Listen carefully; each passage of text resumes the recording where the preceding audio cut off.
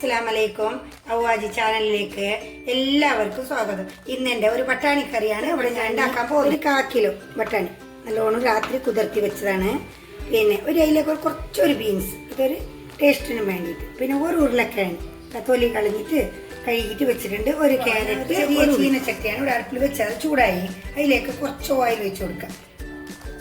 കുറച്ച് ഓയിൽ വെച്ച് കൊടുത്ത് പിന്നെ കുറച്ചൊരു 2 സ്പൂണ് മല്ലി ഇട്ട് കൊടുത്ത്. മല്ലി നമ്മൾ കൊത്തമ്പാരി ഇത് മല്ലി. ഇതിലേക്ക് ഒരു സ്പൂണ്, ചെറിയൊരു സ്പൂണിൽ പെരിഞ്ജീരകം. അതായത് ഈ പട്ടാണിക്കറിക്ക് ഇതെല്ലാം ഇടണം, ഇല്ലെങ്കിൽ നമുക്കത് ഒരു ഗ്യാസിന് എല്ലാം ബുദ്ധിമുട്ടുണ്ടാവുമല്ലോ. കുറച്ച് മസാല, 2 പട്ട, ഒരു കുറച്ച് ഇത്, പിന്നെന്താ പൂവ്, കുറച്ച് ഏലക്ക, ഇതും കൂടി ഇതിലേക്ക് ഇട്ട് കൊടുത്ത് ഒന്ന് ചൂടാക്കി എടുക്കണം. ഇത് ചൂടായിട്ടുണ്ട്. അപ്പോൾ ഇതും കോരിയെടുക്കണം. ഒന്ന് ചൂടാക്കാൻ മതി, വലിയ റോസ്റ്റ് ആവണമെന്നില്ല. അതിലേക്ക് ഒരു 4-5 പച്ചമുളക് കണ്ട. ഈ പച്ചമുളക് നടു മുറിച്ചതാണ് ഞാൻ ചെറിയ ചീനച്ചട്ടിയിലോട്ട് ഇട്ട് കൊടുത്തല്ലേ. അപ്പോൾ ഇതൊന്ന് റോസ്റ്റ് ആവണം മുളക്. അപ്പോൾ പച്ച മണം മാറണം മുളകിൻ്റെ. പച്ച മണം മാറണം. അതിലേക്കുള്ള വെള്ളുള്ളി ഇതിപ്പോൾ ചൂടായിക്കൊണ്ട് വന്ന പച്ചമുളക്. അപ്പോൾ ഈ പച്ചമുളകിൻ്റെ പച്ച മണം മാറണം. പച്ച ബട്ടാണീൻ്റെ കറി നല്ല നമ്മളെ ചിക്കൻ കറി വെച്ച പോലെ ഉണ്ടാവും. അപ്പോൾ ഇതൊന്ന് മാറണം. അപ്പോൾ ഇതിപ്പായി കുറച്ച് മഞ്ഞളും ഈ വെള്ളുള്ളി, ഈ മസാല നല്ലോണം അരിഞ്ഞ് നൈസായിട്ട് എടുക്കുമ്പോൾ ഈ വെള്ളുള്ളിയും കൂടി കൊല്ലിയിട്ട് അതിലേക്ക് ഇട്ട് കൊടുക്കുക. 1 കപ്പ് തേങ്ങ ഇതേ ചട്ടിയിലോട്ട്. ഇതിൽ എണ്ണമയോ എല്ലാം ഉണ്ടാവും.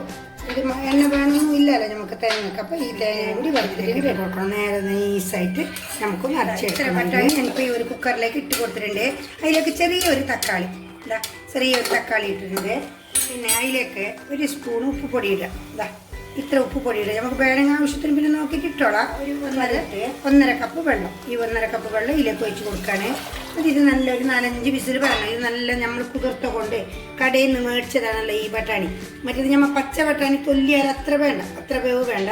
ഇത് 4-5 ബട്ടാണി ഇതേപോലെ വെന്തിട്ടുണ്ട്. 4-5 വിസിലാക്കിയിട്ടുണ്ട് ഞാൻ. ഇതാ കണ്ട, ഇതിൽ തക്കാളി ഇത് ഇതേപോലെ വെന്ത് ഉപ്പ് ഇട്ട് കൊടുത്തിട്ടുണ്ട്.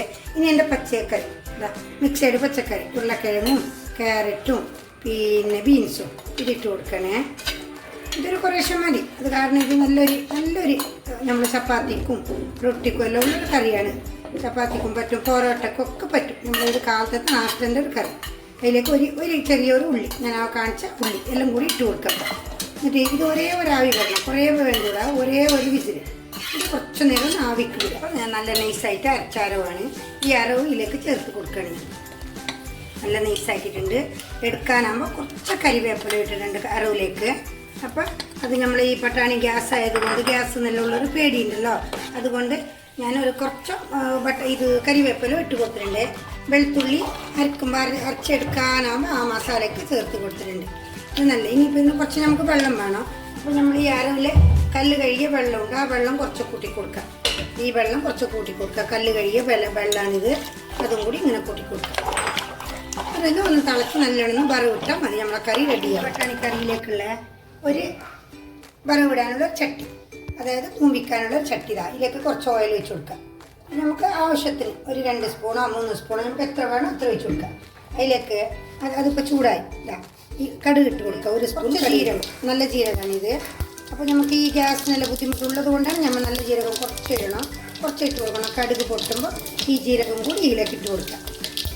എന്നിട്ട് ഈ മുളക് മുറിച്ച് വെച്ചിട്ടുണ്ടല്ലോ, ഈ മുളക് ഇട്ട് കൊടുക്കുക.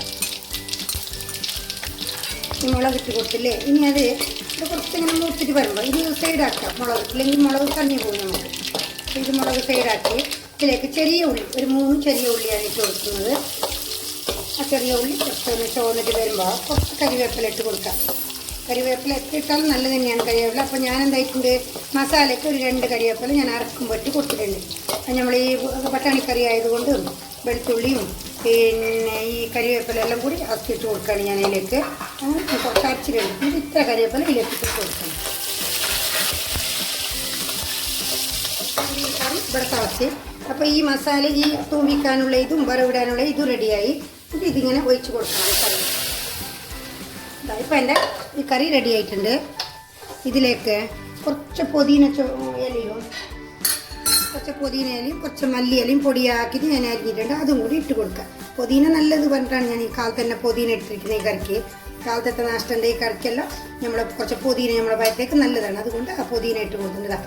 കറി പട്ടാണിക്കറി റെഡി ആയിട്ടുണ്ട്. ഇന്ന് നിങ്ങളെല്ലാവരും ഉണ്ടാക്കി നോക്കണോ, ലൈക്ക് ചെയ്യണോ, ഷെയർ ചെയ്ത് കൊടുക്കണോ, സബ്സ്ക്രൈബ് ചെയ്യണോ, ബെല്ലമർത്താൻ മറക്കല്ലേ കേട്ടോ. എല്ലാവരും ബെല്ലമർത്തണോ.